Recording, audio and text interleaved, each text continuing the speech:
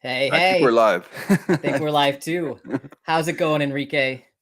Going good. I love how we do the fake how's it going after we talk for the last 5 minutes. It's fantastic. How's it going again? Anything change in the last 5 minutes of our conversation? No, absolutely not. Just the fact that we stared at the monitor for like I think 10 seconds before we knew we were live. So Yeah, and do you want to let everyone know what's going on with Austin right now?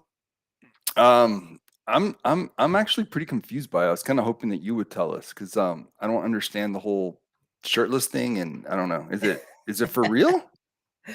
Well, I don't. No, I don't think so. He is actually at the barber still, so I don't think he's going to be joining us right away. He might Oh, join in a little bit. Uh, Let me double check. okay. All right. See, Yeah. okay. Oh, I thought it was all a joke. Like I thought because of the whole shirtless thing and then barber, and I was like, okay, I think they're just messing around, and I didn't really pay close attention to it. So, I think the shirtless part was a joke, but the barber thing I okay. think is real. Yeah. So Oh, okay, so okay. Austin is MIA right now and he'll be back as soon as possible. But yeah. And that's why you need to just do the hat trick. Uh Keep a hat next to your desk and then you don't have to worry about your hair. You just throw the hat on and jump on business meetings and live streams, at the drop of a hat, you know? Yeah, I guess so. So Jesus says, I understand the struggle of a last minute barber. Yeah, Kurt doesn't Yeah. need a barber. Okay, fair enough. And I guess Alex doesn't really with the hat. But Alex, you With the always go hat. black, man. Black shirt, black It hat, black everything. So. makes my life easy. I don't have to make decisions. I literally, if you look in my closet, it's just like black t-shirts and a couple black polos, and that's it. And then I don't have to make a decision about what color am I going to wear today. It's just like black shirt. One And less decision I have to make. America Money cuts his own hair. I thought he's like super rich. He should What's up, Brando? he should have someone. Brando, you should really have Brando is someone like the cut your most hair. normal. Brando's like one of the most normal dudes you'll ever meet. I've been hanging out with Brando for weeks now, video chatting and stuff, and he is just like a cool, normal ass dude. So, like, he basically He's like he's like like one of my neighbors or something, right? Just like totally normal guy. he's the king of My the tomb forks, man. Like he He owns the tomb is. forks. Tomb And forks. my wife cuts my hair for the record. So like I need her to cut it again, but say Okay. saves me 20 or 30 bucks every month or two. She just she used to be a dog groomer, makes it real easy. Oh yeah. Yeah. It keeps going Yeah. up. It's like 40 with tip and everything. It's like $50 now for a haircut, really. Ah, it's crazy. Crazy. Even the kids' haircuts are like $30. So, Alex, you said you're Hmm. trying to make your life less complicated, but I heard you've been trading a bit this week. How did it go? Oh man, I've been speaking of Brando, my DGen buddy over there recently got me into leveraged trading, which I haven't done in Oh, years. nice. Nice. And Let's go. yeah, so I made a couple bucks, I lost a couple bucks, and it volatile times right now, right? Like I think a lot of people are waiting for this to drop off a cliff. But at the same time, like I don't know, just the swings lately, like multi-percent swings in just a couple hours. So if you Hmm. TA it right, um, I don't know, I've seen people in some of the Discord servers I'm in that do TA trading making killings on leverage trades. And this is not financial advice. Leverage trading is super risky. I lost $200 in like 5 minutes like that this week, and I was just like, "Oh, what have I done?" Uh, Crap. But at the same time, like I made like $100 in like 2 minutes, right? So it's addictive, though. How about you? I heard. I mean, you do this on a big scale. Yeah, it was kind of an up and down kind of week. Like last week was pretty pretty easy. I felt like this week was not. There was a lot of ups and downs. I really got kind of surprised by something what happened with EOS. That's EOS. Mhm. We can look at the chart, but it looked so freaking bearish going into like I think yesterday or the day before. I can't even remember. The days are all kind of like overlapping. And I thought for sure this was going to be like the easiest short ever. And you see this big old green candle right here, Alex? Yeah. That was after I took the short. or maybe right. I think I took the short down here over here on the way down, and I should have just taken profit at support. But then it tested this trend line a second time, and I thought, yeah, this time it's going to break it, and then it didn't, and then it hit that, and then it crossed this other kind of supply line, and I was like, well, I guess I'm just going to have to take an L here. But it looks so incredibly bearish at that point in time. I mean, still look, if you look at the daily, look at that. I mean, that is still very bearish. I Now, mean, do you follow things like that candle right before at the support line? Isn't that what they call like a hangman or something? And like that little red candle that looks like a rope and then a head, and they call it like a hangman. Would that be like, because a lot of times they say that could be a indecision. reversal indicator. Yeah, reversal. It can. Yeah, Okay. it definitely can, but everything looks so bearish. And keep in mind that while all this was going on, BTC was underneath what I consider the magical number right now, which is 19,891. Below that number, you got to be super, super bearish. And so that even gave me more reason to think, man, that supply line's not going to hold. And EOS, I mean, this could be a huge, huge win. Because I think there was no support for like ever. Like it was like, okay, I'll see you at 85 cents or something like that, like down here. So yeah, I mean, I was kind of licking my chops and had to take a big old L on that one. So we'll see what happens if it How kind of big? How big is a establishes it. big old? How big is a big old L? I told you. I told you how big mine was. 200. How about you? The L on that one, Yeah. maybe like 3K. Oh God. Yeah, yeah, Oh, that hurts, man. That yeah. I hurts. can Hey, actually look it up. word up, Holmes. My buddy Holmes said word up. Yeah. Uh, Long at the community members and all the friends we make out here make the L's worth it. Am I right? yes, absolutely. Yeah. So a couple of Yeah. questions already. Oh, well, first of all, before Luna, long at 19,760 SL, and then a flip to a short at 20. Well, okay. So what America Money is basically saying is that he sees a range. He sees it as a range bound asset right now, probably in a very low time frame. So let's look at the 1 hour, and I'm guessing that that's what Brando's kind of stating, is that there's probably a lot of resistance right there at 21. Yeah, and then flip to a short. Yeah, that's probably what he's saying. Okay, I see what he's saying. And he's doing it by the body, not the wick. Okay, I can see what he's saying. So yeah, oh my god, so he's playing really, really short term flip. So I probably shouldn't even be looking at an hour. For what Brando's talking about, it should probably be a half hour time frame, or maybe even less. Maybe it would make, yeah, so that's probably what he's referring to. But yeah, I mean, you can do really well if you know what you're doing with those short time frames. But I am not that good at short time frames, so I try to stay kind of like more in the 4 hour and up kind of trades. But what Brando's doing, man, you can make a lot of money playing that right, especially if it stays as a range bound asset, and like every 5 to 10 minutes you're flipping it. That could be very, very profitable. Sure. Yeah. So Crypto Knight asked about Luna. Alex, I have not really kept up with that. Have you? I haven't. So I heard what is it, Luna C? A lot of people have been talking about in the chat rooms, and some people saying they made like it went up like 50% or something. I don't know. Let me pull up the chart, see what everybody's talking about. I haven't touched it because that whole debacle just seems risky. I mean, that's super degen, right? Like that thing, Yeah, like I just feel like the second I get into that, because I already missed it and everyone's talking about it, is when I'll be gone. It'll be gone. That's when it's going to drop. Okay, so yeah, America Money said 1 to 5 minute chart. So yeah, that makes more sense. Yeah. yeah. Yeah. Yeah, I don't know. The whole Luna thing, I don't know enough about it to play it. I know it's probably super volatile and it's probably at rock bottom prices, so it probably has a lot of upside. And then I don't know what was there news that came out for it. I don't know. America Money's got 4 million of them. Wow. But what is that? What is, because it's super low, right? It's like less than a cent for sure. So what does that mean? I don't 4 know. million of them. So right now I'm looking at the chart, and on You want to September share your screen?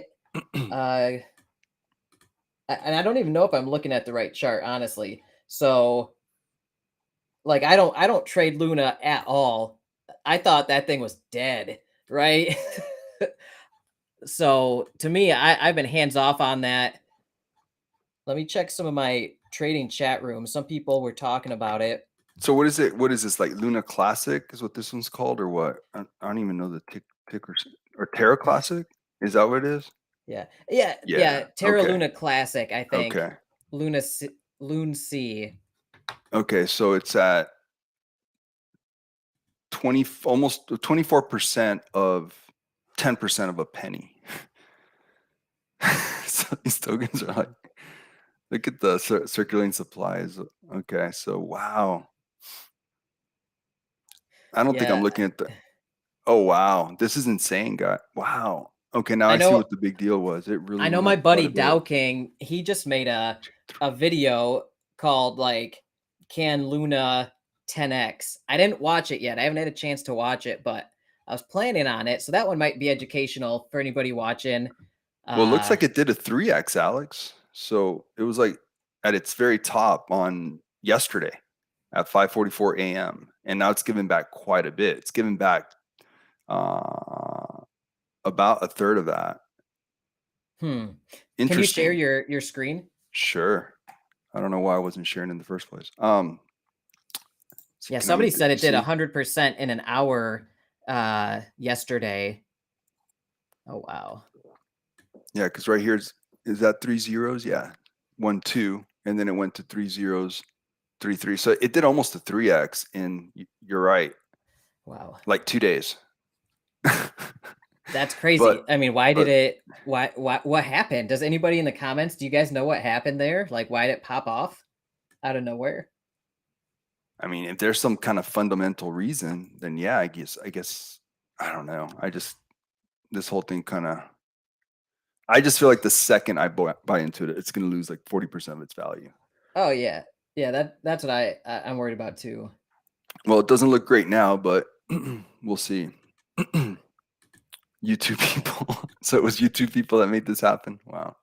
YouTube Well, people. marketing can do a lot of things. I mean, it's insane to see how like the uh the tokens that are shilled by crypto banter, they're all kicking butt. Like GMX, now he's been shilling Gala ever since he started shilling Gala. It's been doing well. Like, I mean, it's just a sad true thing about crypto is that marketing does affect it, and YouTubers, especially big ones, hella Yeah. videos. Yeah. Yeah, I mean, some of those bigger YouTubers too, they can even move like altcoins with huge market caps, right? Like I know if I make a video about something, I have to be careful what projects I even mention because I can literally see me just mentioning the name of a project, it can go like up a whole lot. I can see money flow into it actively. So like I have to be careful with that stuff, as I'm sure you do too. Obviously, I don't think I'm going to be moving like Bitcoin or No. something like that, but these nano cap projects where tens or hundreds of thousands of dollars can really move the price. Oh You yeah. have to be careful about. Yeah, and Well, that's yeah. why I don't like pump. I don't like pump or do the whole moon boy thing because that can get you in hot water. Well, no, I mean we talked about this earlier, but let's bring it up again real quick. We'll use wine as an example, and it is a sign of the times too. Look, if you look at the wine chart, this is not what I want to show. I want to show this right here. The volume's only 22K, 24 hours. I mean, that's just brutal, Hmm. absolutely brutal, especially for this asset, right? That's used to doing probably 10 times that at least. So, yeah, I mean, so yeah, a couple of videos on wine right now by any YouTuber that has over 1,000 subs, you got to figure it's gonna do quite a bit to the price. Yeah. And it's yeah, because it says market cap 1.4, but no, it's actually 186K. So yeah, it wouldn't take much to get this going. So yeah, I mean, it's just tough times for DeFi right now, Alex. I mean, it's like, I mean, this is the perfect example of why DeFi is just hurting right now. 22K volume for wine, that just tells me that tells so much. And then you were talking about W share earlier. Um, didn't realize this. Look at that. What a pump today. Hmm. Amazing pump. And this is Yeah. just in the I last few minutes. Last week I swung traded like I was saying. Like I think I bought in at $44 and I sold it like 47, and like I made like $100 off the play, but and then it just kind of fell off that cliff. I bought the rumor, sold the news kind of strategy, Mm-hmm. but then a few days later, Yep. man, it tanked. But yeah, there's a little pump going on right now, so that's And it cool. didn't take much. Didn't take much, right? Because it's, I mean, 48K, 47K volume. So the Yeah, not so take. what what was that buy, like $2,000 worth of buy pressure made it go from 15 cents to 20 cents, right? $2,000 moved that thing. So that's why, like, these tomb forks and stuff, that's why I love them so much, because I'm like, I'm not a whale, right? But I can actually, I put $1,000 on something. I can actually see the price move, which is Oh yeah, interesting. You just yeah. got to No, be it's a, careful, right? so it makes them so much fun. But yeah, that's the Yeah. problem. The liquidity. Yep. Yep. Like Owen, American. Owen Pant W share. Why isn't he pamping M share instead? Dude, uh, because DK's buying them out, man. DK's buying he up all owns the all the M M share. share. Yeah, I know That's he's crazy. always talking about it, and he is the most bullish, like, on M share of anybody I know. Okay, well, here's M share. Yeah, right. It went from 4 or like 3 up to like 5, 5.5. 307. Yeah, that's Yeah. 66% in one day. Wow. And I know one of the magic whales recently exited their position, like in the last few days. And so people have been kind of fighting over uh, that person's position. As that person's been exiting, other people have been trying to take over his position. Um, Interesting. yeah. Can you tell any, or do you have any knowledge about elephants?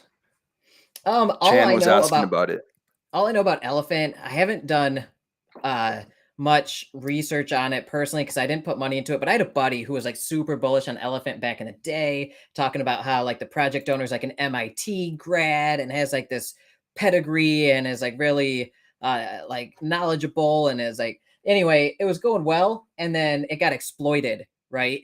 And I think the elephant money guy and drip founder, Forex Shark, on Telegram got into some like voice battles where they argued and they were calling each other names, and they were saying all sorts of vulgar things towards each other.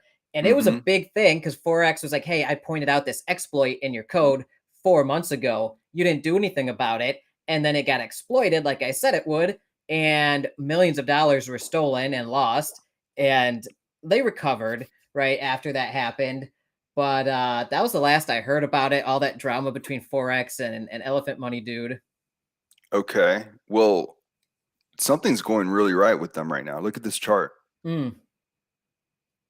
We don't see too many charts like this in DeFi right now. That's how their chart looked back in the day too. So back before the exploit, it was just a ridiculous looking chart. And I thought it was a scam or something. I'm like, this can't be real. When my buddy was Mm-hmm. showing, he's like, dude, I'm just making crazy money off this thing. It's just going up, up, up, up, up. I didn't touch it then because I was like, that doesn't look normal. But then, the exploit happened and I kind of dodged that bullet.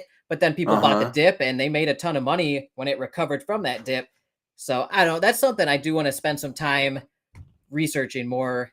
Did you ever So mess around with it? no, it just sounds very, very familiar. Is it like a drip kind of project? Do you know? Uh, Or maybe Chan can tell us. so I think there's like trunk and like herd, I think. Yeah, if somebody wants to explain more, I'm just going off of fragments of my memory of what I remember from people telling me about it. But But it's not a tomb fork, right? It's like no, I think it's somewhat like drip, where I think you get paid out in one of the things. Like, I don't know if it trunk is similar to like the drip faucet, something like that, okay. where you stake it and then it pays out a percent daily. I don't know. I could be butchering this. I apologize for anybody listening. I really haven't had time Okay. to dig into it. I'm surprised Brando hadn't heard of it. Let's see. Oh, there. Stampede Okay. trunk is similar to drip. Okay. And okay, so Stampede is similar to Drip, also known as Trunk, and Elephant is the asset. Good to know. Thank you, Chan. Hmm. Yeah. Okay. I don't feel. I just know. I feel like such a noob when it comes to anything at all Can related you with drip. can you zoom out to the daily, and I want to see where it fell off the cliff when it got exploited. I want to see where Yeah. it is now compared to I, that. Okay. Yeah. Look at this chart. This is nuts, right? Like that oh my God. parabolic curve when it was going up, my buddy was like DCAing in all the way up that thing. He's like, dude, this is crazy. It's like a money printer, blah, blah, blah. And then it fell off that cliff, and then there's like a recovery a little bit you could Interesting. see, but looks like it's coming back. So I don't know what they're doing over there. Yeah, I'm super curious. I'm gonna have to check this out later. Dude, that chart though, that's absurd looking. It's so stupid, but it could be fantastic. I mean, you know what also piqued my interest? I want to show you something real quick. Look at the buys versus the sells, everyone. 105 buys versus only 19 sells. That's interesting. Wow. And then what's the liquidity? It's got 11.6 in BNB in the liquidity pool, and its market cap's 101. So about a 10x multiple over the value token. The market cap has Hmm. about a 10x over the value token in the liquidity pool. So Okay. that's I mean, it's hard to judge. You have to know the tokenomics of the project and how it works, but that's kind of typical for a lot of the stuff I see in DeFi, 5 to 10 It, multiple. yeah, no, I'm pretty interested. I just wanted to see something real quick. Maybe we can draw some kind of parallel channel. Yeah, it's like at the top end of it. So this would not be the ideal time to buy right now. But if it holds this channel and it dips down to the lower part of it, I'd be pretty interested down there. Look into the tokenomics of it. Okay, very, very deep liquidity. Yeah, that's what my one buddy used to tell me. He's like, dude, the tokenomics are supposed to be excellent. And he was saying like, oh, the project founder, the MIT guy, he's a genius. I forget what his name is. And yeah, but then there's like that exploit, right? That Forex Shark was telling people about back in the day. If they fix that exploit though, and harden their code, and it's more robust against that kind of thing now, and they have the same tokenomic model, maybe it'll start doing what it did before. Bank teller. Thank you, Kanos. Thank you, bank teller. My memory isn't what it used to be. It takes me a while. There's Because just you so never much sleep. info. Because you I never never sleep. sleep. And there's just so much info out here, dude. I don't know if you have the same problem with me, but like all these projects and all this data and stuff, like I can only fit so much at one time in my brain. And when I have to go back and dip into long-term memory, it takes me a second. So especially when I'm public speaking like this, I can like my mind goes blank at inopportune moments, and I'm just like, oops, like it'll hit me later. Yeah. Yeah, no, I get that. Yeah. Get that a lot. It's funny how when you speak publicly, you forget how to speak all the time. It's the weirdest thing. It Um, is. I don't get It it. is. It happens to me every time. I Yeah, so love this thanks. stuff though. It's great. It's great practice for that. Hmm. Like forces you to practice talking on the spot in front of a bunch of people. Like I know only like a handful of people are watching at the moment, but like this will probably be watched by thousands of people over the next couple of weeks and stuff. So it's like every time you're talking on YouTube or making a YouTube video, it's like you're talking in front of thousands of people all at once. You kind of are, yeah. It's bizarre. Yeah. Oh, it's a weird world. So, what are your thoughts on W share? Do you think you're going to be able to find another value spot, or are you just like, man, I'm just I so am scared right now? I'm sitting back, I'm watching what Lame Hillbilly's gonna do, right? So they made a bunch of promises. I mean a bunch of propositions, I guess, and it Okay. depends on how they How do I get our execute pictures out those. of the way? Okay.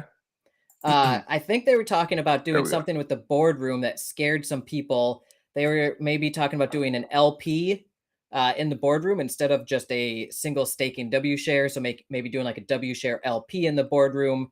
So when it's printing, you have to have an LP in there. And yeah, that would help Hmm. the liquidity, but it would also increase the sell pressure because people are gonna sell half their W share to make that LP, right? So when people instead of just staking single stake W share, they're going to sell half, make the LP, and then have it print in the boardroom. So that people might be foreseeing some kind of sell pressure based on that, which then it gets priced in early early on, like we might Mm. be seeing right now.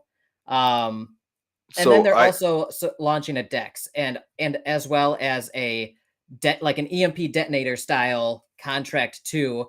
But before they do that, America Money, Brando here, he brings up a very good point.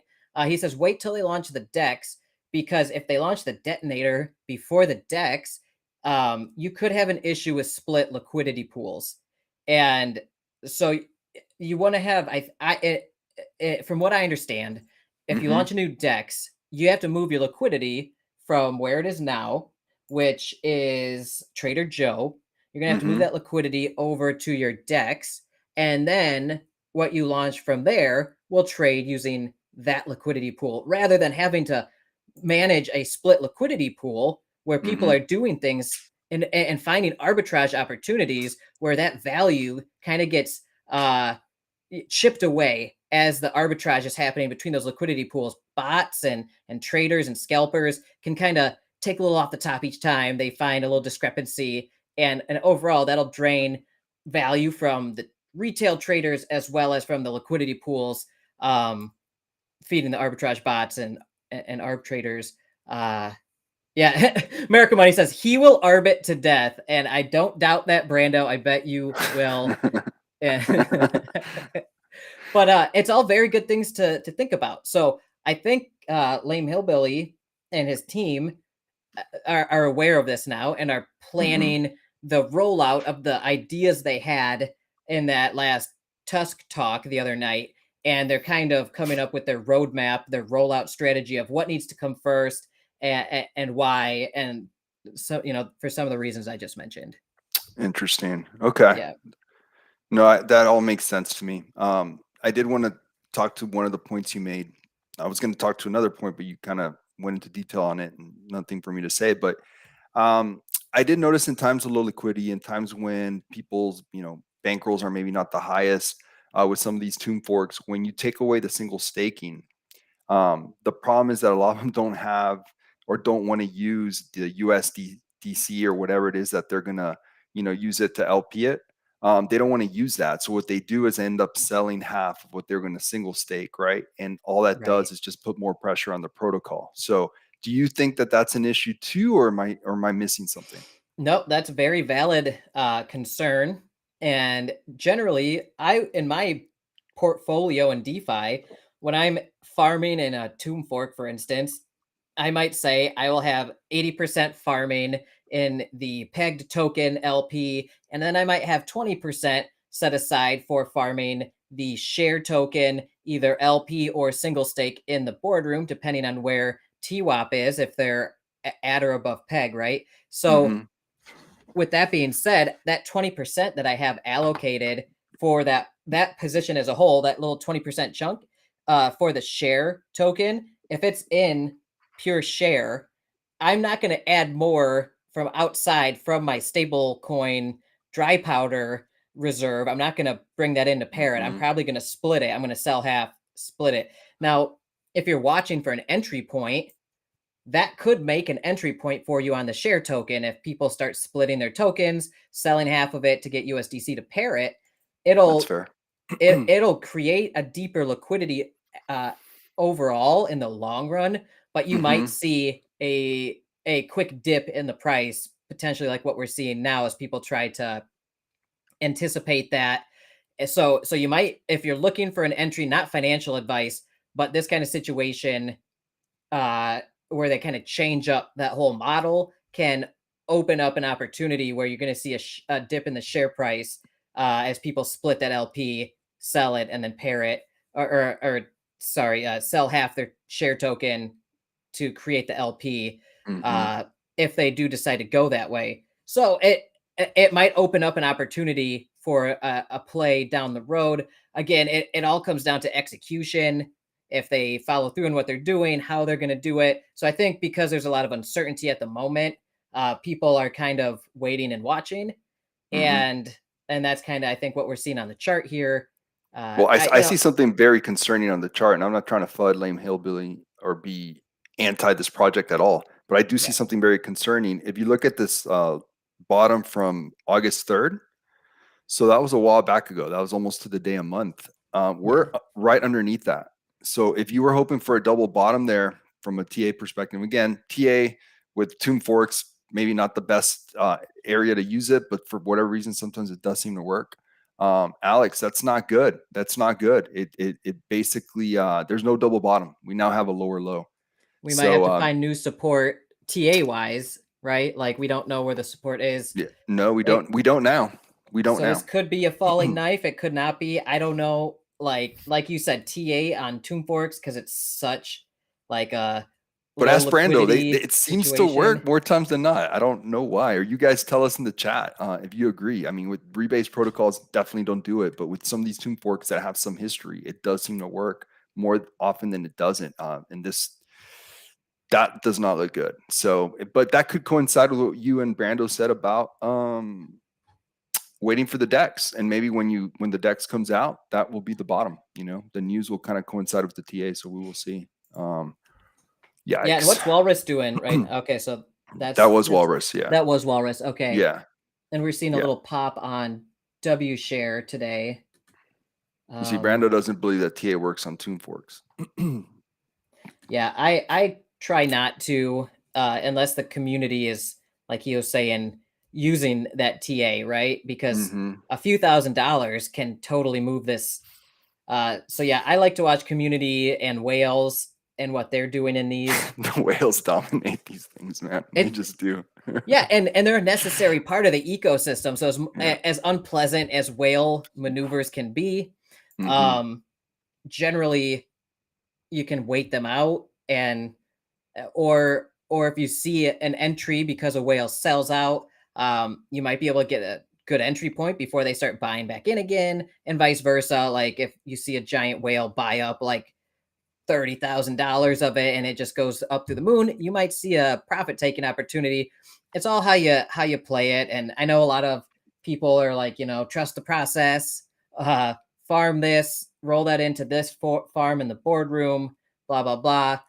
That's all well and great. But at the end of the day, like, always use your judgment on these things and don't get into the cult-like mentality. If the project is good and the team is good and the community is strong, hopefully the performance will reflect that, right? Yeah, but the liquidity is not there. It's like I've said this on other videos many times, and it's like, look, 99.99% of the population could care less about your project and its community and the technology and whether it just signed some kind of partnership with some telecom company in freaking Siberia. Like no one's gonna care if the liquidity is not there and the market's dumping, right? So it just makes it tough. Now we are seeing right now a chart of MDB.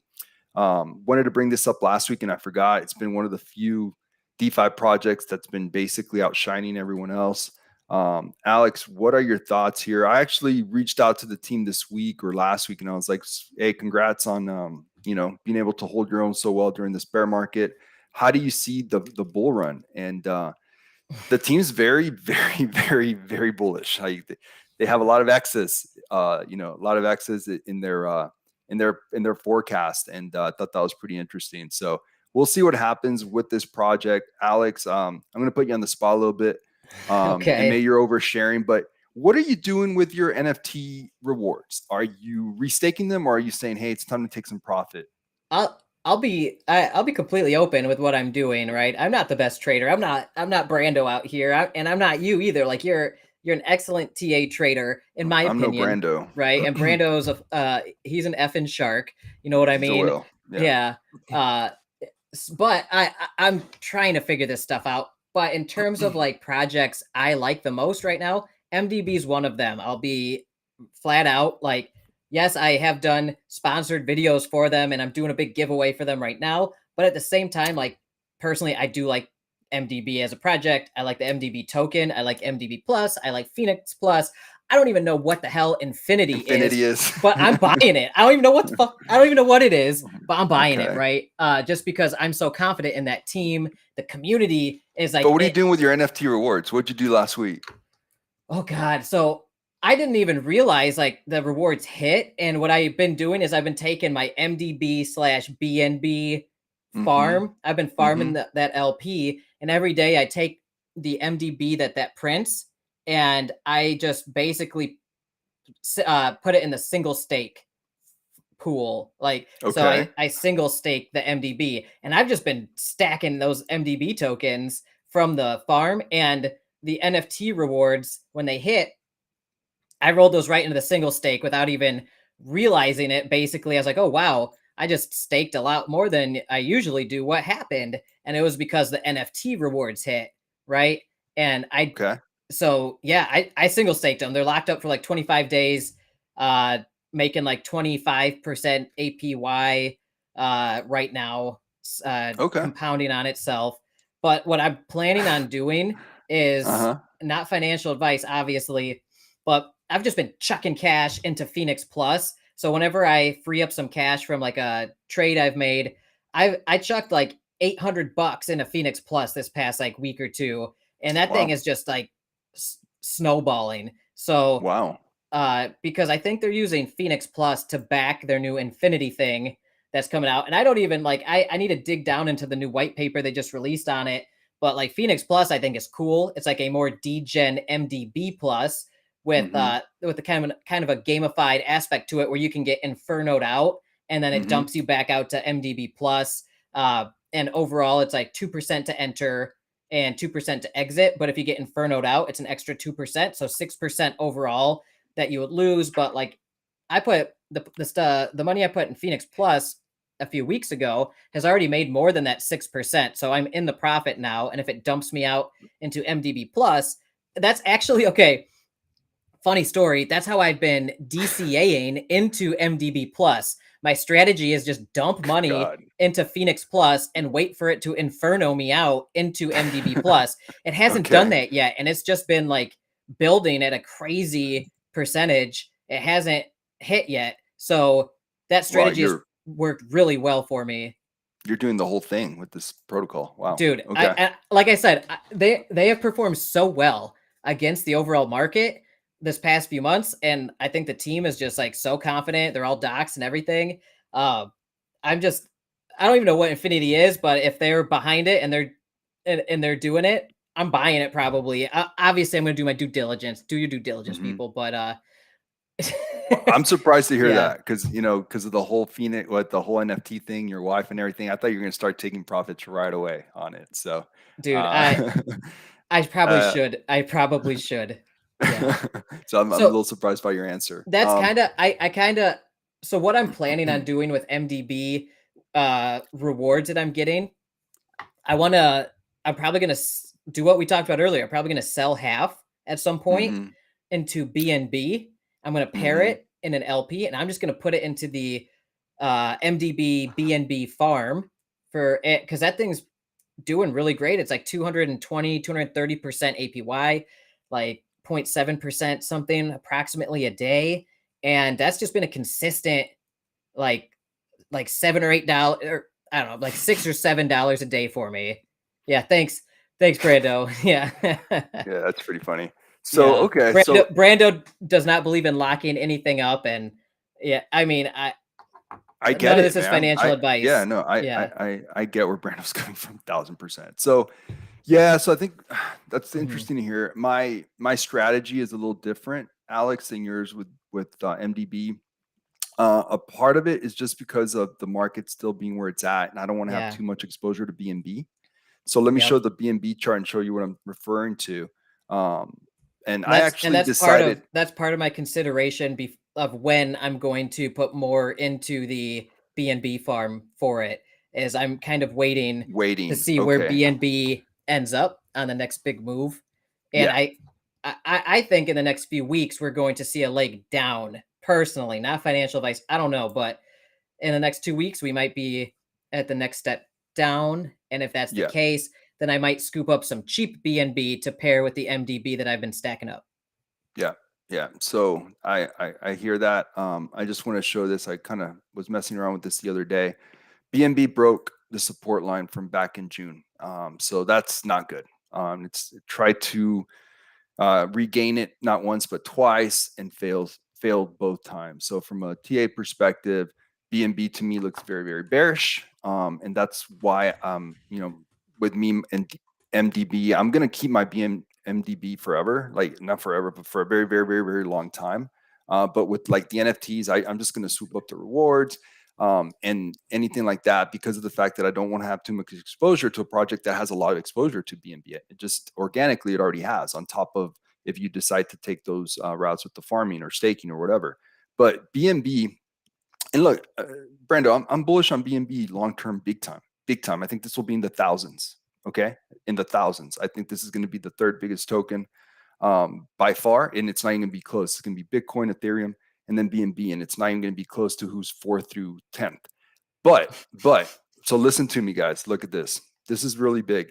If you look at BNB and you look right down here at 184, if it doesn't hold 184, say it was to get to 184, and I know you're thinking, wow, that's already a 33% drop. There's nothing here. There's some support here around 130, if I remember correctly. Yeah, 139. And then there's nothing, and I mean nothing, until 48. So long term, and so if Bitcoin does some of the crazy things that some people think might happen because of this bear market, because of all the macro, because of everything that's going on in every region of the world, the Fed is just starting quantitative tightening. They're going to be raising interest rates. Guys, I'm just saying that it's completely possible that you can see a BNB at $48. I'm not saying it's going to happen. I'm just saying it's possible. But I cheered on. I want to see that happen, because then we could scoop up all this BNB at $48 and think about where that'll be in 2025. I mean, you could literally be in such amazing shape if you scoop up enough BNB, even at 130. Say it gets down there, 134 or 118 and 139, I think is where the resistance is. Even then, but all I'm saying is that, guys, if you see it not hold 184, it's going to get really ugly really fast. So that's my concern with BNB. But I'm with you guys. Long term, super bullish. That ecosystem is so strong. They have all the money. You got to love it. You got to love BNB long term. Like, if you're not, I mean, you got to have some, I think, in your long term bag no matter what. But yeah, so that was my 2 cents on BNB. It reminds me, in 2017, back when I was trading back then, I was trading BNB for like $15, right? BNB was like $15 back then. In 2017, I remember that. Yeah, and if I just put all my money in BNB back then and then just waited, I'd be retired right now. You know what I mean? Well, yeah. Let's just have a little fun. Let's just say you would have put 5K of BNB. And that's right? basically what 15, that's basically what I was playing with back then. I was playing with $5,000. It got up to what, 800? So 800 divided by 15. No, I can't be right. There's no way it's an 8x. Oh yeah, it is 8x. So you would have had 8.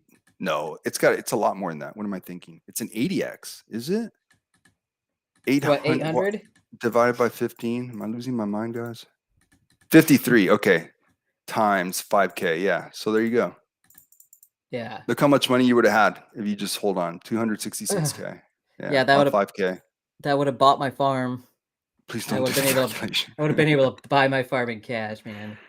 Yeah, 266. So yeah. So 10K would have been over $500,000. So yeah, we'll see what happens with BNB, but that's, again, the scenario I just played out is probably the ugliest of the ugliest scenarios. And it's, some people calling for Bitcoin and 9K and stuff like that. Seems hard to believe though, guys. It really does. I'm having a hard time seeing a 9K Bitcoin. I can show the support line that I think will be, when it's all said and done, I think this will be the support line right here. Doesn't look that good because I drew it on the daily, not the weekly. But look, it's the same concept that we had here. The support line that basically started this amazing run back in early 2020. It was very similar. There's a lot of fractals here. And anyone that tells you the bottom is, we don't know the bottom, because we don't know if it hits this line of support where it's going to happen. It could happen next week and it happens here at 11K. Or it could happen in freaking 6 months, and that means it could happen way down here at 5K. And that's assuming we get to it. We may never touch it again. But to me, that support line is going to be very interesting one to keep an eye on if things keep going the way that they might. We would need 11K BTC to see 180 BNB. I disagree with that, Brando. I disagree with that. If if BTC's at 11K, that's a 50% drop from now. You got to bet your butt that if BTC drops 50%, BNB is probably going to drop 75%. So, because that's just the way it is, right? So, 11K BTC, in my opinion, would be probably closer to like the 130 BNB at least. No, because that'd be 50%. No, you see that? I think that's if Bitcoin gets to 11K, I think that's when we can start getting to the conversation that 48K, that $48 one. I really do. Fear calls fear. I'm just talking scenarios, Don Sword. I'm just scenarios, But I disagree with Brando. If BTC drops 50%, BNB drops a lot more than 50%. When the market trend goes down, trade the shorts. Yeah, I mean it's been amazing trading shorts for the last few months. It's been a beautiful thing. So, Alex, what are your thoughts? You think we're gonna? I mean, I guess the real conversation to have, guys, is what happens when and if we hit 17.5 again, right? Because if we hit 17.5 and we just double bottom, then there's no need to talk about any of the other scary scenarios just yet.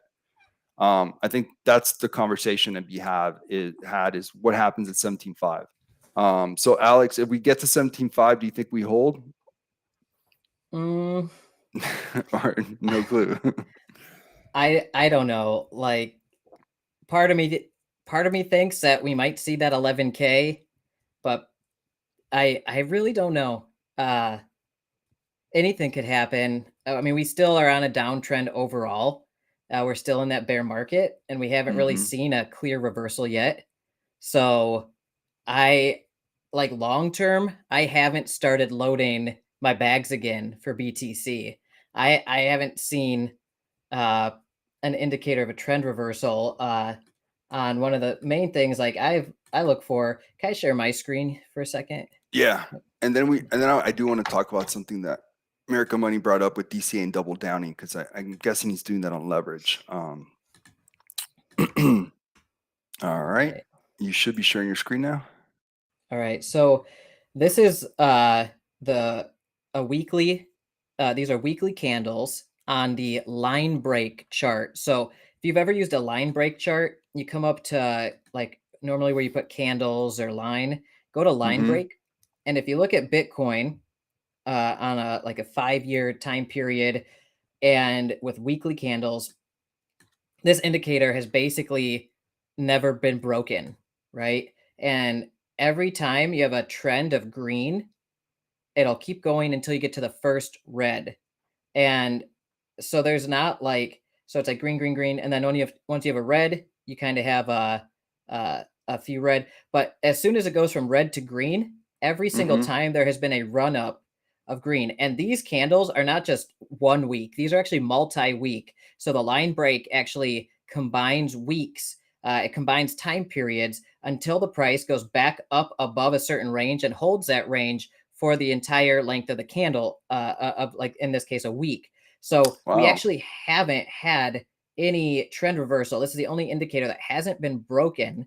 So it's like, and this, so when as soon as this switches over to like, and it prints a green one, and it's actually half printed a green one. I thought for at some point we are about to have it, and then like last few minutes it failed and it printed another red candle on it. But so yeah, every time it's like red, red, red, red, first green, and then you have a sequence. Never seen this. Red, okay, and then first green, then you have a sequence. So dude, this is amazing. Yeah, so this is the only one this is the only indicator that I know that hasn't failed on Bitcoin yet. And yeah, and that's what I'm saying. Anything can happen, right? So like there, like I bet you some whale out there with like 1 million Bitcoins watching this and says, "I'm gonna get you, Yabonks," and it's just gonna screw me on this now. But I'm basically waiting to see that first green one print, maybe the second green one print, and then I'm just gonna load the boat and hope for another. And can you explain how you set it up again? How did you set that up again? Because you said it's dual weeks. So I'm on TradingView, and I just went to BTC, and then I went to the time period for the candles. I went to 1 week. Okay, hold on. BTC. This is very cool. All right, BTC Dang 1 it, week. Nate. Nate said he's going to sell his 1 million BTC right now. Right now, hold on. Let me open up a short. So yeah, Okay, so 1 week. 1 week candles, and Uh-huh. instead of and switch it from candles to line break. And the Okay. default line break settings are just fine. And then Look on at that. the Learn something new every day. time frame, I like to go to just zoom There out it all the is. way, go to like 5 year, go on the 5 year time frame is the best one for this. So yeah, Wow. Okay, it's let's put it. this trend has Yeah. never been broken. You see, mine looks just like yours now, right? And Okay, keep in cool. mind how I said some of these candles here aren't uniform. So if you actually hover over it and you look at the dates of the candles, there you'd think they'd be 1 week because we're in 1 week candles, but they actually combine weeks. So some of these might be 1 week, some might Sometimes. be three, some might be Okay. 4 weeks. And it just depends on how long they're trading in this range before it changes. Yeah, Dawn Sword said, "Call me up when it turns green." Exactly, and that's kind of how I've been for the past year. Um, Alex, can I I, ask you about something really weird though? Because I don't know if it's a yeah, yeah. glitch. If you look at December 10th of 18, the next candle is April 29th of 19. That's weird. Where? Uh, December 18, uh-huh. and then look at the next candle. It Yeah, says dude, April. that was 4 months. That was like 4 months. That one candle Wow. represents 12 weeks. So that's why the line break.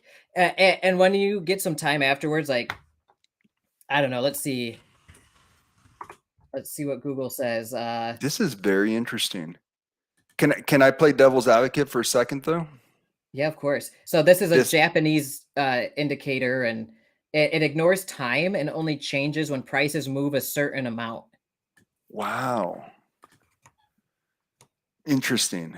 Mhm. I've never heard of this. This you're blowing me away. I thought I've seen it all with charts. And actually, I can't take credit for this. I don't know if you guys watch Crypto Kirby. He's a TA guy, Mm-mm. and he's got like 100,000 some subs, maybe more now. But I used to watch him Jesus. every day, and these are some of the indicators that I stole from him basically. So I want to give credit where it's due. This is coming from Crypto Kirby. Uh, Okay. yeah, How the he's hell an do interesting you TA guy. how do you get 100K subs? Should I start like jumping up and down and like dancing for you guys? Hey, what Okay. you'll get there. I've been watching your sub count. It's just been steady rising, right? It's And very, very steady, but like tiny, tiny little steps, like but little the other people steps. YouTubers I talk to, they say they're not getting subs at all in the Mm. bear market. So the fact that you and I we're still growing in a bear market, that must be good, right? Other people are saying they're losing dozens of subscribers a day in the bear market, and Shut this TA. sure, it's coming. Don't you worry. And Thanks, then Chewy. Thank you, in the man. bull market, I was hearing like you don't even have to you just put out any old videos in the bull Mhm, market and you'll gain mhm. hundreds of subs a day. And so the last bull Insane. market, that's how some people got like hundreds of All thousands of those. subscribers like that. Okay, so before I forget, Alex, and again, I'm not trying to be difficult, but I think it's important to see things in different perspectives and sometimes not agree. But you blew me away. This will be part of my process, this chart. I just have one issue with it. It's never seen quantitative tightening, right? Everything on this chart is quantitative easing, right? Environment versus a quantitative tightening environment that we are in now. So that's the only thing that I can see that would maybe, just maybe, make this chart less trusting. But you can say that of any chart, really, of Bitcoin. But Yeah, I because mean, of the fact that they're since I've been trading basically, well, I guess I Mhm. traded in 2006 when I turned 18, right? And I traded some penny stocks, just my gambling nature even back then when I was a young man. But since then, like what quantitative easing has been going on since 2008 or 2008, correct. 2009, and I mean, yeah, either the my whole last, yeah, trading career has basically been in that. in that. So So yeah, yeah. yeah. Well, all right. So let's talk about some of these questions And for the before I record, I forget. don't think we can. I don't think we're ever going to be out of quantitative easing. I think it's always going to be part of the equation and kicking that Yeah. can down the road at this point Uh, because that's one of their only like 2 tools that they have, is if things start Oh, going wrong, they can either print more or raise uh-huh. interest rates, right? Uh-huh. So they're going to try to raise interest rates or tighten things up a little bit for a while. And then once that starts getting wobbly, then maybe they'll go the other way with it again for a while. And so I don't think they're ever going to not be using this tool now that they've unleashed it. Oh my God. Alex, sorry to interrupt you, but Crypto Knight said try that strategy on BNB. I just tried it on BNB. Yeah. Pretty interesting. Show me. Well, I we're have at not oh done this yes. on anything but Okay. BTC. Okay. What does this mean? Is this like neutral? Is that like what is that? Okay, so that means it's in process, right? And this is what happened to BTC a while back ago. I was watching it and I was like watching like it was like midnight, right? And I'm like waiting for the Mm-hmm. minute to click over for it to write it. Mm-hmm. And it was a battle. Like other people were people were battling on that line to keep it above or below. And eventually it Mm-hmm. broke below for that time period. It didn't write it, but it does look like BNB is battling right now. Look who it is. Do you see who this is? Yeah, he's he looks like he's having a good Oh no, he looks like he's on a spaceship. He's like What's up, Austin? about, man. I am so sorry. I sat down and I just realized when I said that it was literally Labor Day weekend here in America. So her mom came to get a haircut today because they can't do it this weekend, and I just totally. well, you're kind of cutting out, but I think you said Yep. totally something. But Yeah, the hair looks good. The hair looks good. That's all that counts. That's you're all that cutting matters. in and out, yeah, but your hair cut looks sharp. Beautiful. Wonderful. And so one thing about can you hear me? Nah, you're cutting out pretty bad. yeah, very very bad lag. Yeah. He's So like so summered out, right? With the shirt, the sunglasses. he is The on his way smile. to the beach as we speak. Yeah, Yeah. absolutely. So I just want to point out on this chart one spot where this Mhm. doesn't work on the BNB chart is look early on in, I don't know what year that is, but we're in November all the way back. The third one, There's right? only one green candle. Mhm. So technically the trend that I'm looking for BTC doesn't work here on BNB because there was a time where one candle was printed where another didn't follow that's green. And Okay. on BTC, there's always, anytime there's one green candle, so far there has followed a second. And you're not gonna maybe invalidate your position on that due to the fact that it was only the third week that it's tracking BNB, and BNB Well, probably back yeah, then had very little liquidity. yes, but I'm Okay. just stating the case that like on Okay. BTC, that trend has never been broken yet. On BNB, someone could argue that, that got broke early on, but I agree. Okay. During the early stages of a coin, indicators don't mean much. Okay. Yeah. Wow. Okay. So this is going to be really fun to track. It really is. So this is, again, it was break line, right? You go to the 1 week and then instead of candles, you go to line break. Okay. Yes. All right. Let's add this to the mix of things to track. Cool, This is man. really cool. Yeah. I'm excited to see what happens with this. God, I'm such a nerd. I can't believe I'm literally excited about a new type of chart. Dude, and how cool is it? It's an indicator that's never failed on Bitcoin yet. And Bitcoin's the main Interesting. driver of the whole crypto market. So, Mhm. like, if Bitcoin writes a green candle and it sticks and it's Mhm. not just one of those temporary ones, then, Mhm. like, you're going to see FOMO probably like you've never seen before because I'm probably going to dump everything I have into it and at least write it up one candle because there are times where there's one time in Bitcoin history where it's only been one candle that it's gone up. If you look back in 2018, Okay. there you see where it's two green candles. I do. So that's the one time where it was close, but it's still technically the thesis still works where you see one green candle on this Mhm. chart, another will follow according to the history. even I if see it's what you're just saying. one. So like you could, if you wanted to play it super safe using just this indicator, if one prints, then you can go to like the next candle, and sometime during that next candle, you could take profits on a trade, right? And even if it goes up 20 more candles like you see on some of those big run-ups, you'd still be in the green on that trade if you did it. But again, if you buy in at that first green candle and you think you're going to go like 10x like on some of those run-ups or something, be careful, because there has been a point where it only went up Yeah. 1 second Yeah. candle and then it went back down for a while. I see what you're So saying. just things to keep in mind. Yeah, so a couple things. Nate Johnson said do weekly chart prints on Fridays, but shouldn't we do them on Sundays though? Because the weekly candle closes on Sundays at 6 p.m. Central, would be, or 7 p.m. now Central, right? Yeah, something like that. Maybe that would make more sense, but yeah, I like the idea. Chewy then said BTC, BNB, and ETH are the most bullish coins.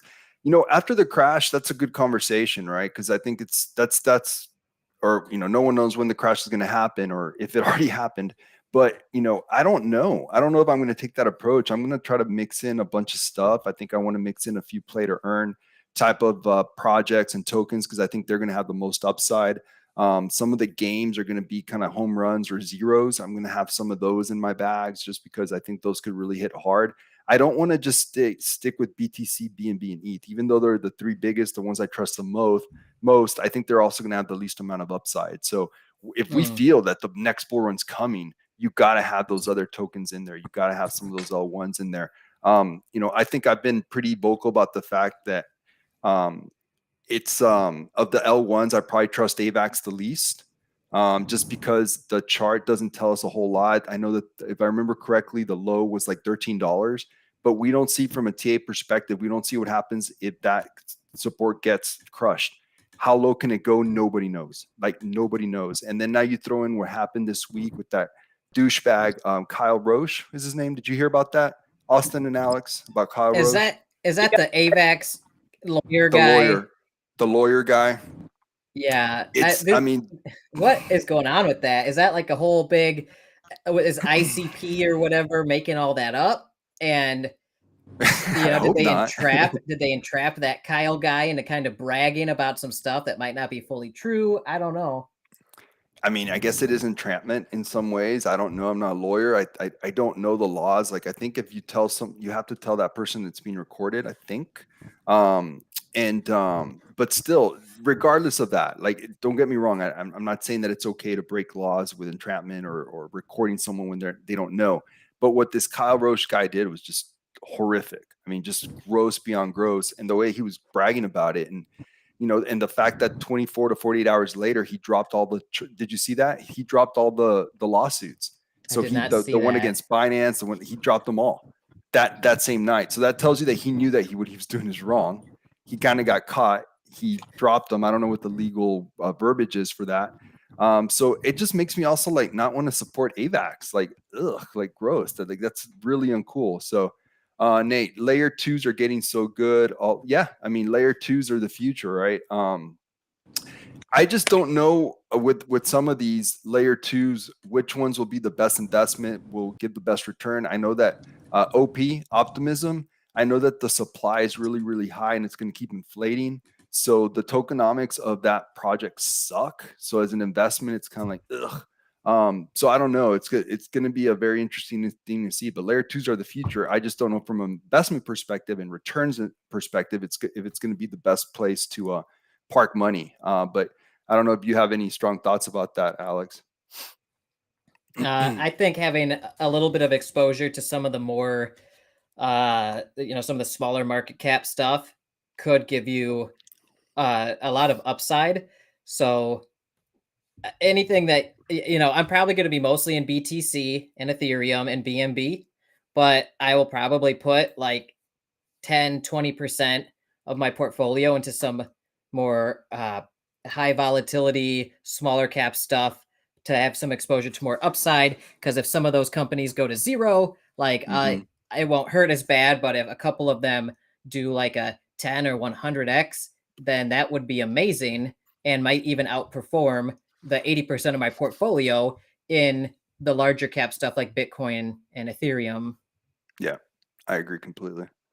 I don't know where Austin is, but it looks nice there. Can you hear me now?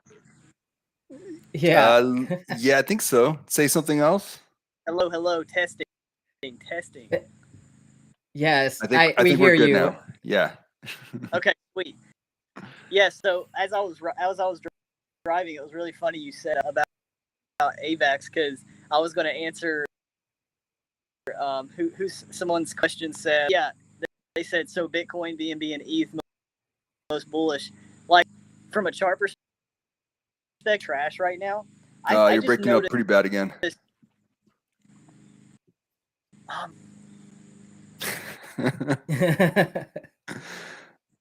Yeah, you're breaking up pretty bad. What about now? All right. Oh, I think that might be better. Keep going. Okay, there we go. Maybe it was my camera throwing it off. What you said about AVAX earlier was that while like from a chart perspective, it probably does, and it is. But I've been noticing that a lot of projects that want to kind of go the business route, conduct business, like not just these Ponzi projects, but actual true projects that want to.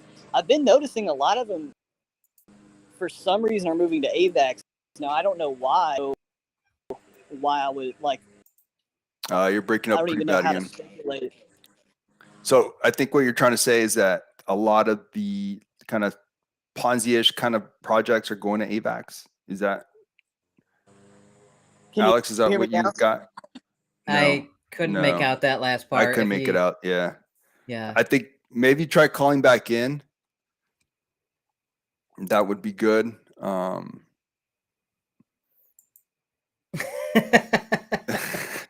He's gone. He's gone. He's gone. Well, maybe he'll call back in. Yeah. So, he was saying the opposite. More business related projects are moving to AVAX. So I don't know. Maybe it's the lower gas prices, it being EVM compatible, having a lot of tools and DEXs built out on it already. I don't know. I mean, I just don't know. I've heard devs that have projects on AVAX say that they feel the tech is better with Phantom. But Phantom seems to be losing a lot of momentum, and a lot of people are getting less and less excited about it. So I don't know. We'll see what the future holds. But yeah. So I don't know. ETH chart is at 1568, but indicates 1935. Crypto Night, I see ETH chart at 1571. So I don't know. Maybe your chart just kind of bugged out. I don't know.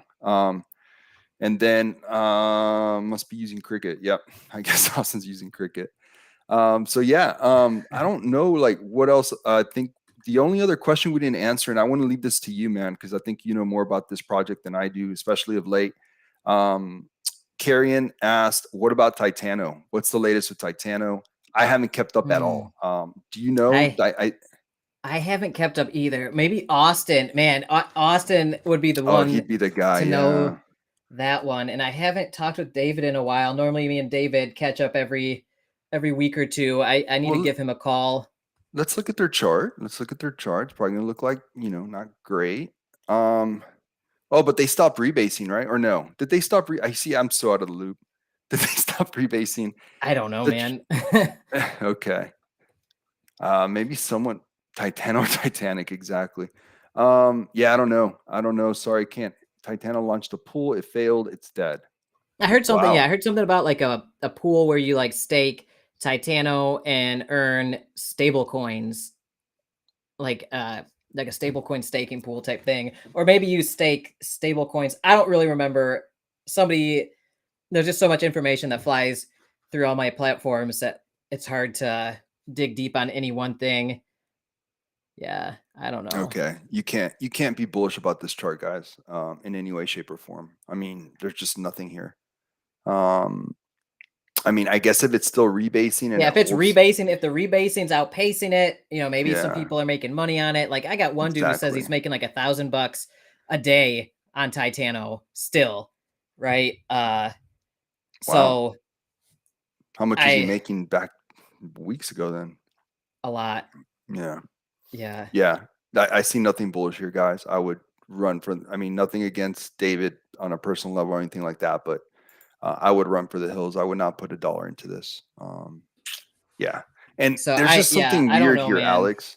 I do want to ask one more thing about this. I don't want to talk too much about this. They have almost 80,000 holders, but their volume's only 37K. Can you riddle that? Okay. No, I don't, dude. I don't even, like I said, I haven't looked closely at it in weeks. Okay. So I'm just kind of making some assumptions right now. And like even my one guy in my community that said he was making $1,000 a day on this, that was a couple weeks ago too. So like I haven't caught up with him in like 2 or 3 weeks. Time's weird in DeFi, man. It's like a time warp. It is weird. It is very, very weird. But yeah, so yeah, sorry we can't add more value in regards to this asset, but it just looks like a good thing to avoid, and I'll just pretty much leave it at that. I'm trying to think what else. I think that's about it. We're at about an hour. Is there anything else that you wanted to cover today, Alex? Oh man. Things are just crazy right now. People, I think, are nervous of where the market's going. Also, I heard that Mt. Gox is releasing their next set of Bitcoin around September, September 13th ish. Don't quote me on the date. Like, look it up yourself. But I hear they're going to be dumping a lot of Bitcoin, like 150,000. Yeah, I think it's a nothing burger, man. I really do, because everything that Mt. Gox has done takes forever. So I think it's going to be one of those things where you just see little by little will get thrown into the market over a really, really long period of time. So I really do think it's going to be a nothing burger. I really, really do. I mean, you think it's already priced in? And I don't know if it's completely priced in, but yeah, a little bit. But I think the biggest, I think what's going to have a bigger effect on the market is the day after the merge, the 10% of ETH that has been staked, that it's going to be released. 10% of Ethereum staked is going to be available to be thrown into the market. I think that's going to have a much bigger effect than this Mt. Gox thing on Bitcoin in a small amount of time. So that's, if Mt. Gox dumped all at once. Well, if they did it all at once, yeah, that'd be huge. But Nate, I think it's going to take a long time. So I think it's going to be like, as far as the price action, I think it's going to be a nothing burger. Not worried about it at all. Stefano, wake up, guys, and check the blockchain. After a few months, project devs and admin are constantly selling their shares and tanking the project themselves. I'm guessing he's talking about Titano. I'm not sure about Titano. It depends on the project. So that's one thing I like to ask projects that I do AMAs with. I say, how many tokens have you guys allocated to yourselves? And what do you plan on selling them immediately, or do you have like a vesting period? I think you kind of have to be vigilant on that part. So whatever tokens DeFi you get into, like ask around about the devs if that's something they do. Yeah, but that's something people should be aware of. So thank you, Stefano. People should definitely stay vigilant out here. And if they're in love with the DeFi project, ask how the team's making money, right? Are they getting salaries, or do they get team tokens? If they get team tokens, what is their selling schedule like for those team tokens to take their profits? And teams and devs need to get paid, right? Nobody's out here doing this for free. Nobody's like altruistic beings, just like, I love DeFi, I'm going to volunteer all my time to make this fun project for you guys. No, well, supposedly Richard Hart is. Yeah, okay. He's out here to make money too. Everybody's out here to make money. And like, whether it's selling team tokens or getting salaries, like, it's okay to ask that kind of stuff. And like, and it's good to know. And most teams should be upfront about that. And if they're not, and they say, oh, we don't get paid anything, we're just doing this because we love DeFi, they are rugging your ass, right? If somebody says they're not doing anything, they are stealing from you somehow. Like they're like, I'm a developer, right? I don't do shit for free unless it's part of my charity. Like I literally set aside hours a week for charity, educational stuff for the community, but I know that's charity going into it. I state that up front. The other stuff, like I'm running a business, and if I'm making a project, for instance, I'm not going to invest hundreds, if not thousands of hours of work and labor and money and risk just for no reason.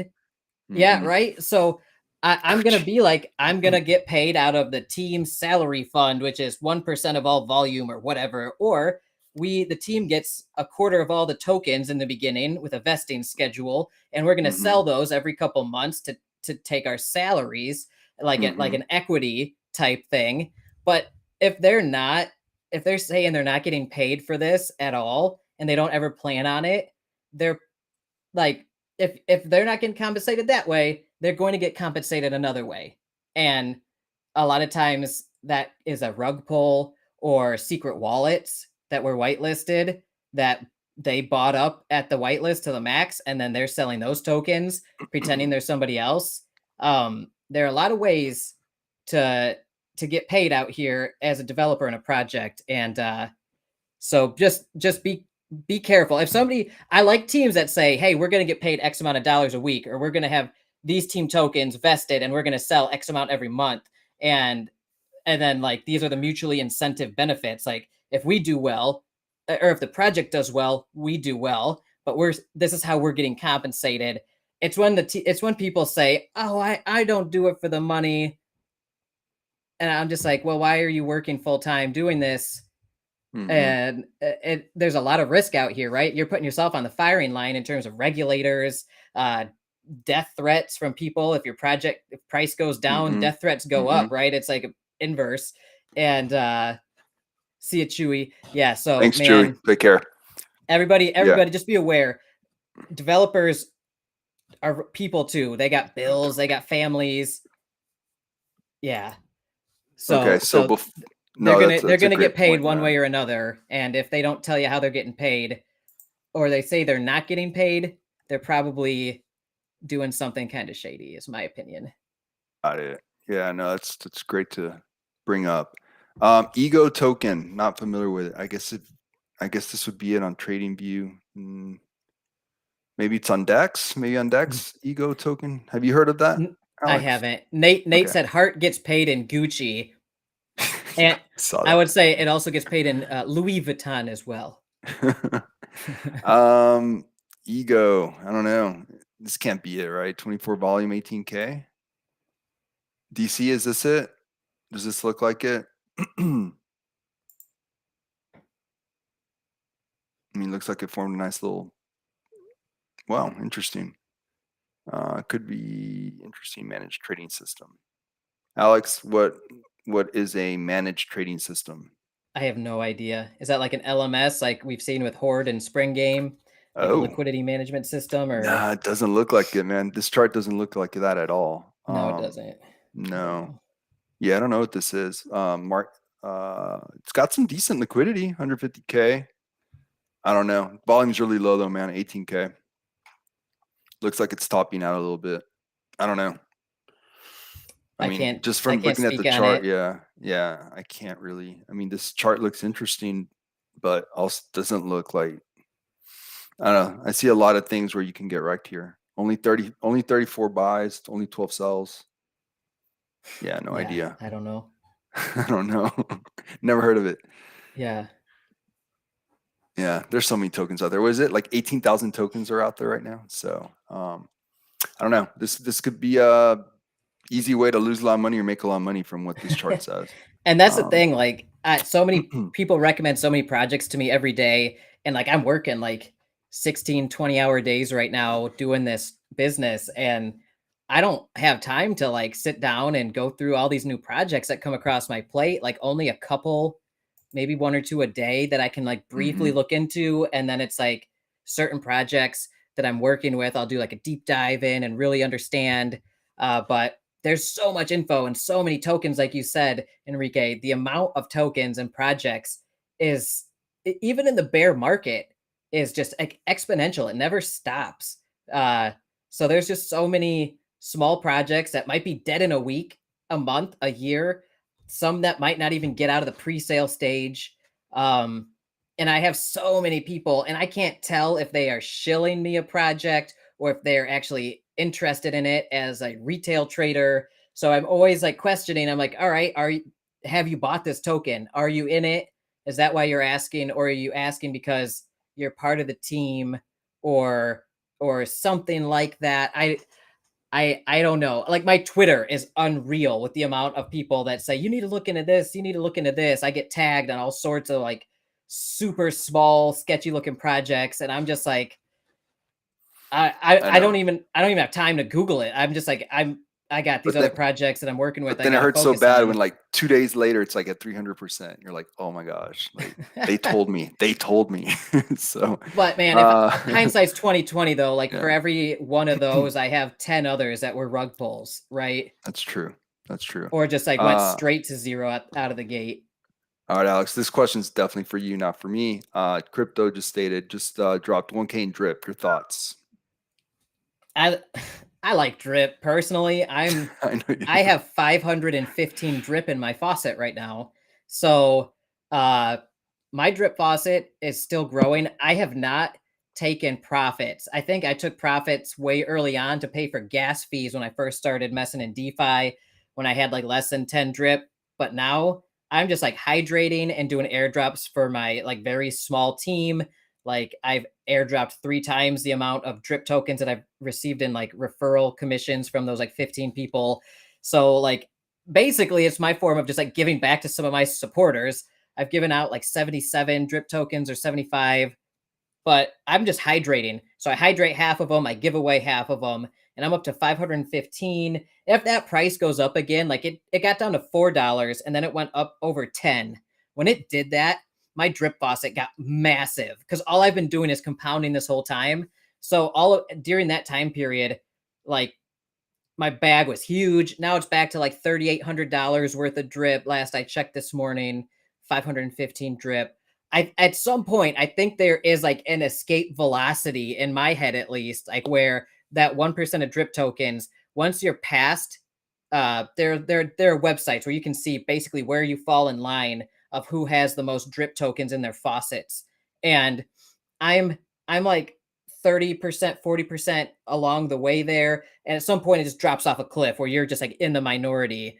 And at 1% of that drip every day coming back to you, if you have 1,000 drip tokens, that's like like 10 drip a day. If you have 10,000 drip tokens, that's like 100 drip a day. So at some point, I think, I don't know, not financial advice. I like drip. I'm hopeful on it. They're still building things out. I heard Animal Farm. Keep in mind, Animal Farm's been delaying things forever, but I heard Animal Farm sometime like mid-September or mid-October, I forget which, they're opening back up completely. That's word on the street from the people in my community. And I'm still waiting for the new drip UI, like everybody else. Like, where is that? So hopefully the new drip UI comes out soon. That'll be bullish. And then, yeah, I think they're doing something with like a sports betting company. I don't know, man. Do your own research on that one, but prices are low right now. I have people who are DCAing into it. I'm still just compounding, and hopefully in a year from now, I'm a drip millionaire, right? That's my hope. That's my hope with like everything out here. Brando will probably chime in and call me an idiot and say I'm exit liquidity. He might be right too. So he might be. Be. But I can say this: it hasn't, as far as I know, it hasn't been exploited yet. As far as I know, it's doing what they said, which is pay out 1% a day in drip token itself, and it's been running for over a year, and the community is still super intense. The drip community is like fervorish. They're like really intense on YouTube, man, and on Telegram. And to me, that's a good sign. Community sentiment's huge in DeFi.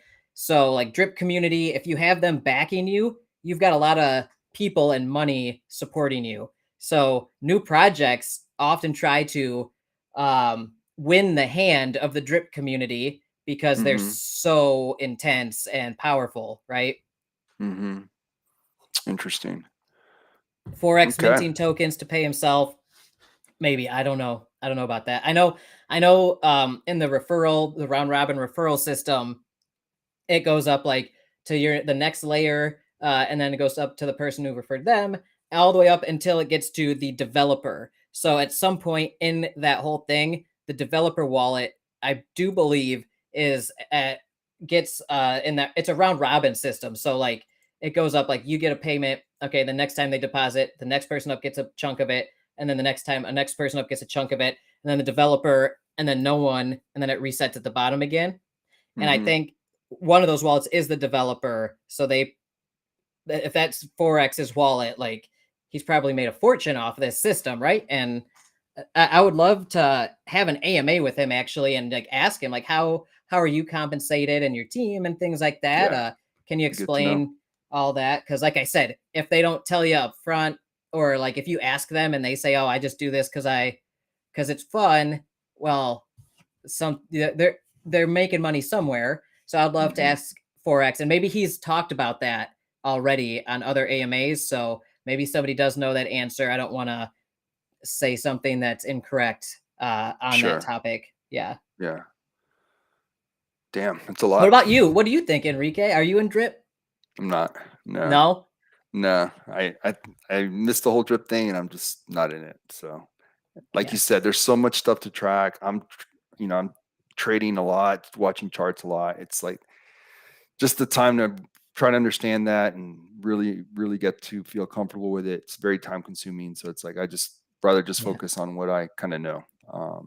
But it is DeFi. So new stuff will come up over and over again. And you do have to be open to learning about it and knowing what, because that's how you're going to get a hold of the next big one, right? Whatever that is.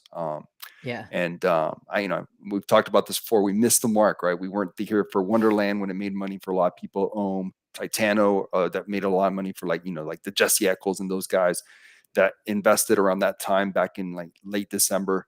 That was me too. I got in late December on Titano. I put were fine. I put 3K into it at the top too, like at the top. Like I bought at the top like an idiot. I always do. The top was like February, man.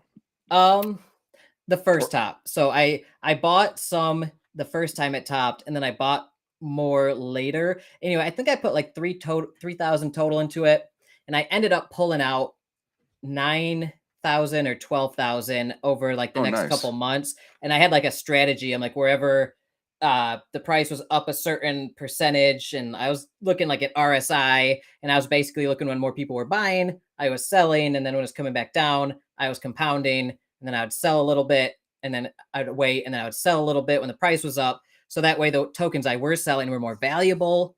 And then when they were less valuable after the dumps from like Pancake Swap and stuff, I would just hold and let it compound. And I think I ended up doing pretty well on that. And then I got out of Titano completely like a month or two, like 2 months ago, 3 months ago. Dude, I can't remember anymore. It's been so long. Wow, but you held it that long. Wow. Okay. Well, I was selling off periodically, and then I did a final giveaway with like my last 20,000 Titano tokens. I went on Austin. Back when I was first getting to know Austin, he's like, do you want to do like a collaboration with Operation Give Back? I'm like, yeah. He's like, do you have any tokens you want to give away? I'm like, no. And, and I was like, I don't know. I said, I know you guys, I know I'm like, I know you have a big Titano community. So I'll do my Titano airdrop. And I literally just airdropped my Titano tokens to whoever won the contest that day for Operation Give Back. And I just like gave somebody all my tokens, and that was like the last I really looked at Titano closely. So, okay. Well, you did all right with it. You did all right with it. I sold mine too soon. That was what I did wrong. I sold, I can't remember where it was, but sometime in January, I sold too soon. Cause then in February is when it went nuts, and it, kept rebasing for like 2 months straight. It is what it is. And I was just selling my daily rebases during that whole time period, all the way through like March and April. I was just selling every time it went up a certain amount. I'd sell my 1 or 2%. And I just did that until I think I 3x'd on it. Well, it sounds like you 4x. If you got 12K out of it, your 3K investment. Yeah. 3 to 4x, somewhere in there. It was my best play in DeFi by far. So whatever people say about rebasing tokens, like, they long-term, they might have problems, but like, man, if the community sentiment is right and like the hype is there and everything, like, man, back in the day, those rebasing tokens were killing it. And like, I somehow caught that wave on Titano and just got lucky. And I'm you know, we're now in a bear market with DeFi and everything, but Oh, it's brutal. The it's Titano brutal. chart I just showed from Dex is wrong because I know for a fact that Titano got as high as 18 cents. I know that for a fact, maybe even 20 cents. It got over 20 for a little bit. Oh, did it? Yeah. Okay. So I think it touched yeah, so 20, that or maybe it chart's was for like a day or two, went above it.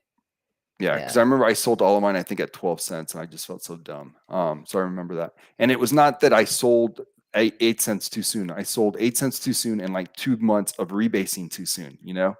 Yeah. Ouch. Yeah.